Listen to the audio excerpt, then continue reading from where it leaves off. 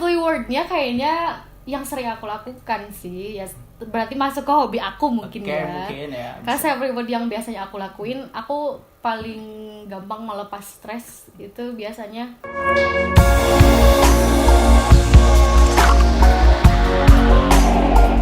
Assalamualaikum warahmatullahi wabarakatuh. Oke teman-teman, apa kabar nih semuanya nih? Sekarang kita kedatangan tamu nih yang spesial nih hari ini. Tirisa, apa kabar? Baik. Tirisa, gimana? Bersediakah untuk tanya kali ini? Ya udah di sini orangnya Ki. Jadi ya pasti. Kemarin Tirisa ceritanya gini. Modal dipaksa sebenarnya. Kemarin kita itu buat survei di IG Mahat. Oh iya, ya ampun aku ketinggalan banget ngeliat. Oke. Mau pilih Musrif atau Musrifah di podcast? Ternyata kebanyakan itu yang milih Musrifah. Aduh, tapi takut mengecewakan ya. Nggak apa-apa lah, yang penting kita enjoy aja, kita ngobrol santai-santai ya. Tirisa, apa kabarnya nih? Baik banget. Baik banget ya. Sangat banget. Gimana kabarnya, sehat? Alhamdulillah baik dong pasti. Kemarin kita udah undang yang orang luar biasa juga ya. Ustaz Idris ya, udah lihat kan ya?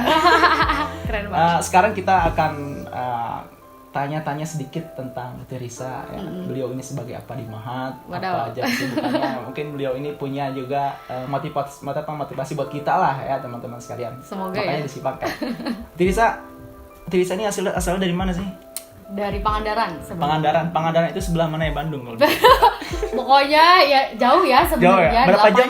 8 jam. Itu naik bis. Kalau pakai motor sih pernah juga 6 jaman lah. 6 jam pokoknya ya? Daerah ujung Jawa Barat lah pokoknya. Ujung Jawa dekat ke Jawa Tengah sebenarnya. Pantai-pantai lah. Ceritanya kenapa bisa ke UIN gitu kuliahnya? Panjang ya ceritanya sebetulnya. Cuma singkatnya sebenarnya pas waktu itu pengennya sih di Purwokerto ya, cuma karena mungkin bukan rezeki di sana. Dan mama sebenarnya karena kebanyakan keluarga aku kuliahnya di Jogja, beberapa sepupu, terus ya banyaklah keluarga yang dan dekat ke Jogja itu ya. Lumayan lah, terus kayak mama kasih pilihan tuh mau di Jogja apa di Bandung kuliahnya. Tapi aku mikir kayaknya di Bandung deh biar beda. Orangnya seneng perbedaan soalnya kayak nyobain yang beda gitu. Ya udah, sebenarnya random aja sih sebenarnya Ki. Berarti ya di Bandung itu emang udah rezeki kita kan? Bener banget. Awalnya kan pengennya daftar di sana sini, tapi ya rezekinya di Bandung. Lewat jalur apa kalau itu? UMPTKIN, kan sih sekarang masih ada nggak? Ya, Tirisa itu lewat UMPTKIN, jadi lewat tes UMPTKIN. Tesnya mungkin ya harus belajar dulu sih. Iya, benar, otodidak kayak gitu. Terus masuk jurusan biologi itu. Biologi ya? Itu pilihan pertama. Pilihan pertama biologi, keduanya kimia sebenarnya. Kimia. Kenapa? Sebenarnya aku lebih into ke kimia sebetulnya. Kenapa nggak kimia dua?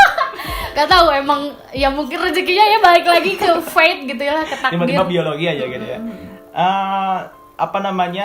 Kenapa? Tapi emang into ke MIPA sih. Tapi emang linear lah ya sama Tirisa gitu. Apa yang dipelajari biologi sih? Banyak banget sih sebenarnya, karena menurut aku ya biologi itu kayak sumur istilahnya. Sumur. Kenapa dikatakan sumur? Kayak dari luar kelihatannya sempit ya, tapi pas udah terjun tuh dalam banget gitu. Jadi kayak kelihatannya biologi. Mungkin kamu kalau ngobrol biologi apa? Hewan paling ya, tumbuhan. Udah sekitar itu aja kan sebenarnya. Ketika aku kuliah di biologi banyak banget.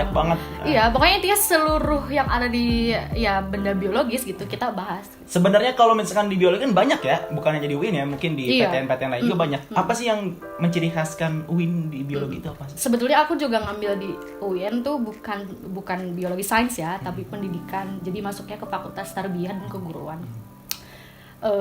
Kan ada ya yang terkenal kayak Universitas Pendidikan Indonesia, UPI, yang emang basicnya pendidikan gitu ya. Salah satu yang membedakan sebetulnya ya dari ciri khas keislaman itu sendiri sih. Jadi kita emang dari awal juga dikasih nilai-nilai bukan cuma ke pendidikan gimana pedagoginya harus gimana, tapi lebih ke gimana kita menanamkan kayak apalagi kalau belajar biologi tuh jadi membuat aku pribadi benar-benar sadar di mana Allah Subhanahu wa Ta'ala itu luar biasa gitu dalam penciptaannya gitu, sesempurna itu. Jadi emang lebih ke bikin sadar aja akan hal itu gitu. Jadi kolerasi antara Islam dan biologi itu benar-benar ada gitu. Tepat banget. Tepatnya di apa gitu kalau misalkan kolerasi kan misalkan penciptaan manusia, bener gak itu di Islam benar-benar ada? Iya benar-benar ada. Emang. Jadi secara pembahasan di biologi di Islam pun memang sudah ada gitu, dan kompleks pembahasannya di Islam gitu ya. Iya, itu kalau di biologi itu masuknya cabang embriologi ya. Nah, itu aku jujur pas belajar embriologi itu bener-bener kayak setiap perkuliahan, setiap kali ketemu dosen tuh bawaannya tuh ngucap Masya Allah sepanjang masa kuliah, sepanjang kelas gitu, karena ngerasa wow terus aja terkesima sama, karena kan menurut aku dan beliau juga dosen juga bilang salah satu pelajaran atau mata kuliah di biologi yang benar-benar abstrak, yang maksudnya kayak magis lah istilahnya, kita nggak ada campur tangan manusia sama sekali, itu embriologi. Jadi benar-benar salah satu mata kuliah yang paling menarik sih kalau aku bilang. Secara Al-Quran, Islam itu udah 15 abad yang lalu, tapi relevan banget sampai sekarang ya. Bu Tirisa setuju gak sama itu? Ya, jelas. Bahwasanya Islam benar-benar korelasi banget sama biologi sangat, gitu. Sangat banget ya. Bahkan ada juga kajian sih sebetulnya, kayak misalnya kayak kalau kita bilang taksonomi, klasifikasi segala macamnya tuh ada yang bikin penelitian tentang itu. Aku ada juga sih bukunya. Oke. Semuanya berkorelasi. Jadi emang ada ayatnya. Benar-benar luar biasa lah ya. Jadi ciri khas. Nanti kalau mau link bukunya boleh. Oh, boleh ya. Apa nama IG-nya mungkin bisa. Nantilah ada di bawah. Nanti di bawah. Jadi ciri khasnya antara pendidikan biologi di UIN sama di PTN lain mungkin secara keislamannya dibahas bener-bener ya.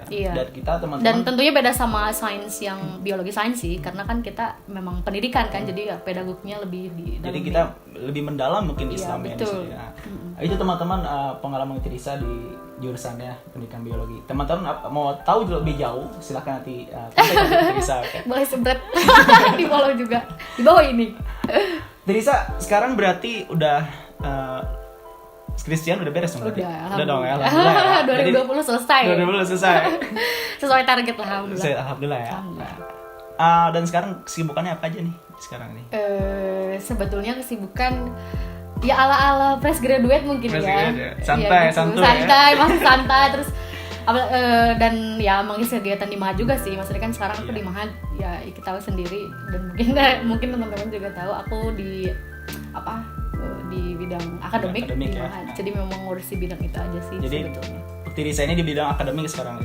Tugasnya ngapain sih bidang akademik itu? Apa ya? Ya sesuai dengan namanya, description jobnya lebih ke mengurusi secara teknis sih sebetulnya, kayak database absensi mahasantri, tiap pembelajaran, terus kayak mengontrol kegiatan belajar mengajar dosen di kelas gitu sih kurang lebih. Mungkin secara umumnya kalau misalnya di sekolah-sekolah biasa itu kurikulum lah ya. Nah mungkin itu ya. Saya kan ngajar juga di SMA gitu ya. Kurikulum itu biasanya tahu banget siswa-siswanya. Kalau Tirisa sendiri mahasantri di Mata Jamia ini gimana semangat belajarnya? Wah. Setahu kurikulumnya Mahat lah gitu. Gimana Tirisa? Ini teman-teman supaya tahu nih semester ini. Sebetulnya aku kan sebelumnya juga pernah bukan menjabat sih ya diamanahi untuk menjadi musyrifah bidang akademik juga di tahun sebelumnya. Dan itu waktu itu kan offline. Kayaknya sekarang online. Saya ya? Iya, karena Iki ya.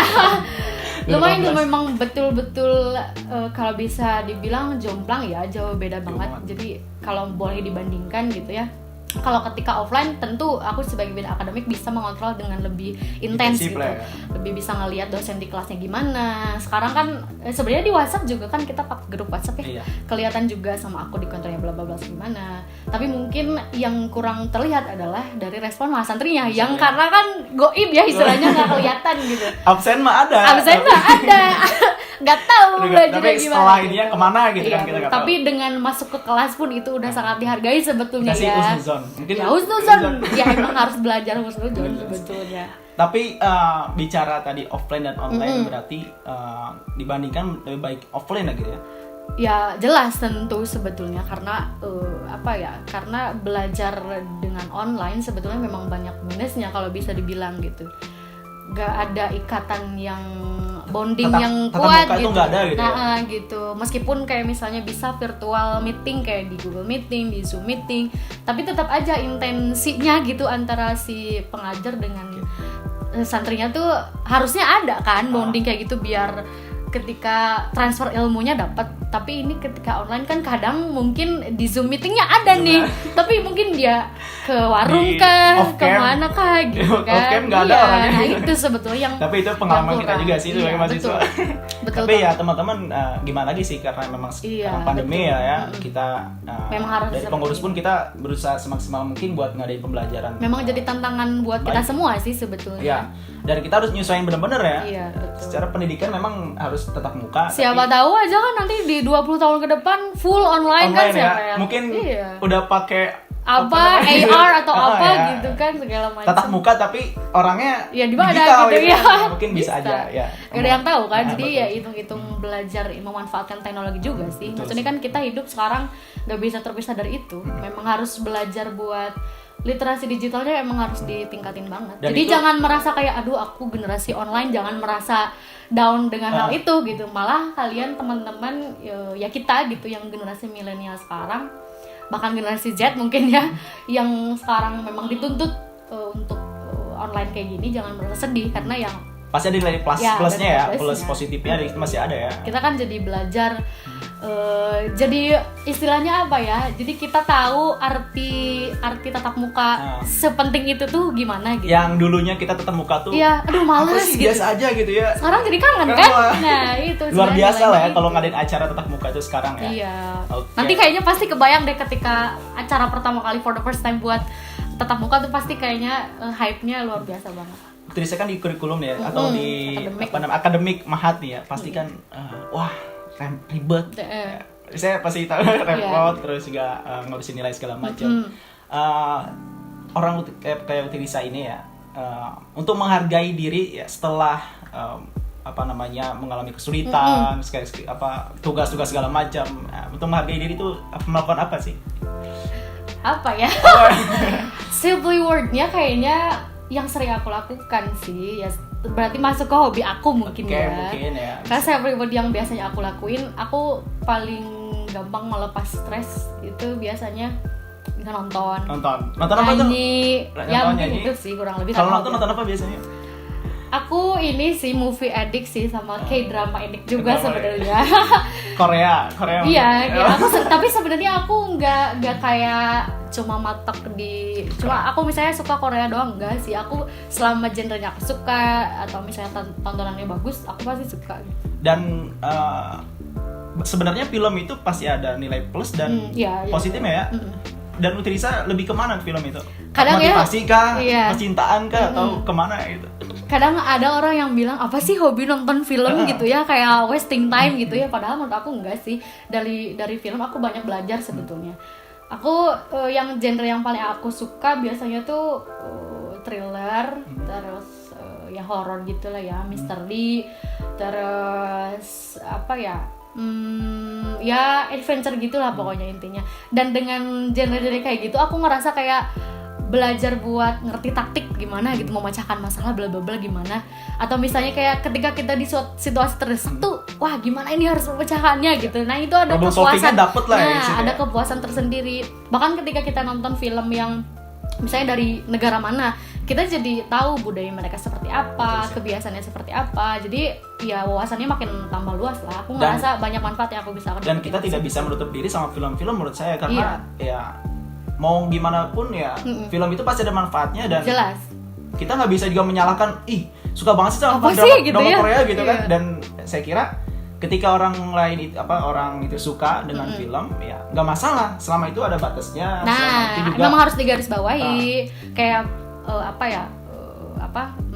buat ngatur waktu gitu ya, manage waktu gitu ya. Kan kadang apalagi kalau yang suka drama Korea kadang, atau bukan Korea aja sih, mungkin China drama atau Chinese drama bla bla bla, yang kan itu per episode gitu ya segala macam. Dan itu menggoda untuk padahal udah ngerencanain udah sampai 2 episode aja, sampai akhirnya sampai 7 episode ya gitu lah. Emang harus pinter-pinter. Kalau aku sih siasatnya biasanya 1 hari 1 episode. Jadi emang udah jangan lewat dari itu biasanya gitu. Jadi buat kontrol diri juga gitu, jangan terlalu. Apalagi nontonnya itu habis ngerjain tugas apalagi, dan itu sebagai penghargaan diri Risa mungkin ya. Satu episode juga cukup gitu. Cukup ya, dan itu fresh lagi loh teman-teman. Bener ya? Iya, selain itu sih juga selain di movie aku paling ya nyanyi sih dikit. Nyanyi.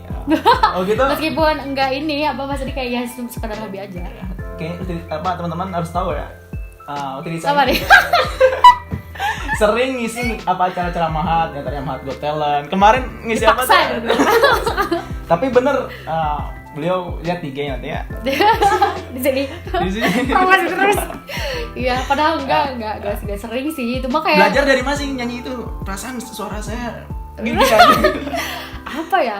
Aku Emang, juga sebenarnya technically aku nggak menguasai sih, tapi lebih ke kayak suka-sukaan aja. Maksudnya kan aku juga di sosial media nggak setiap aku cover aku upload gitu ya. Kadang cuma aku nyanyi sendiri aja gitu, itu udah ngerasa healing banget gitu. ya, dan mungkin itu ya sebagai hobi aja gitu. Nah itu jadi nggak kayak harus dikomersilkan atau bla bla bla, enggak sih gitu, lebih ke kepuasan diri aja. Oke. Sekarang mau nyanyi gak nih?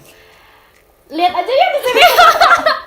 Kirain mau nyanyi teman-teman, kita tunggu Apa nanti. itu ya apa nanti di belakang. Nanti lah ya.